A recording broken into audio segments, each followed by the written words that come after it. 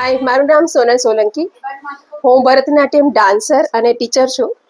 2 મહિના પહેલાં મારી લિગામેન્ટ સર્જરી કરવામાં આવી લેફ્ટ નીમાં, અને હું ઓમ ફિઝિયોથેરાપી સેન્ટરમાં આવી અહીંયાની ટ્રીટમેન્ટ કરાવવા માટે ડૉક્ટર અભય અને ડૉક્ટર હર્ષ સાથે.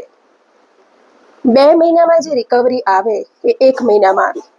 જ્યારે હું ડૉક્ટરને બતાવવા ગઈ ત્યારે ડૉક્ટર ખૂબ ખુશ હતા કે 25-30 વર્ષના લોકો બી જે રિકવરી નથી લાવતા એ તમે લઈને આવ્યા છો. થેરાપી સેન્ટર ઘણા બધા હોય, પણ ઓમ થેરાપી સેન્ટરમાં શું નવું છે?